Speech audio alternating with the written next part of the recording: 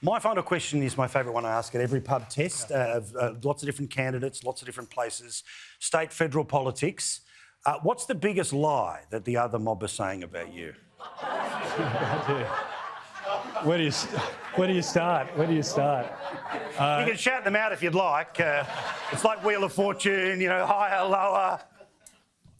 I have a great deal of faith in the Australian people, and I do think that as a country we have so much to achieve together. The Labor Party has failed our country over the last 3 years.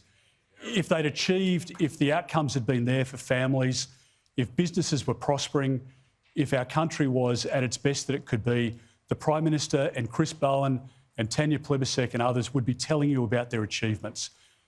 They're not able to do that because it has been a period that many families will never forget, and many kids will see their families suffering through very difficult times. Therefore, they're throwing as much mud as they can, Paul. That's what they're doing. That's their strategy. And some of it sticks. That's the reality, because people are vulnerable, not really tuned into politics. They'll listen to the one-liner. I would just ask people to do their own research and to look past what the Prime Minister's saying or the ads that you see on television. So I think the biggest lie, to answer your question, is in relation to health and to what we achieved when we were in government. When I was Health Minister, the bulk billing rate was 84%.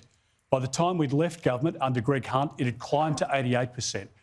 And the Prime Minister at the moment won't tell you this, but the bulk billing rate in our country is at 77%, right? So he'll say we were a disaster in relation to health. As it turns out, bulk billing is down by 11% under this government.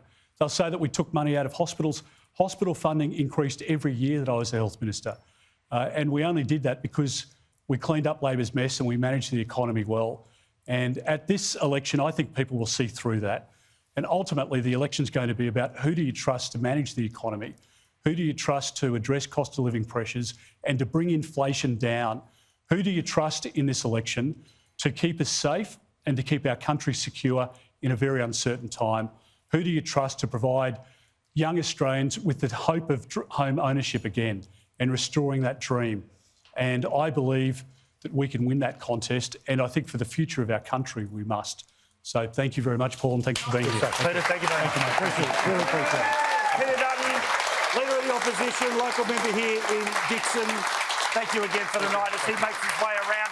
He says again to a few people. Again, I just want to say thank you to everyone as part of the Sky News team, part of the local pub team as well. And I look forward to this promise, of course, which is we get the chance to continue going right around the country. We're going to Western Australia, Victoria, plenty of places to get you to have the opportunity to ask questions of all sorts of people. But again, one more time for the alternative Prime Minister, Peter Dutton.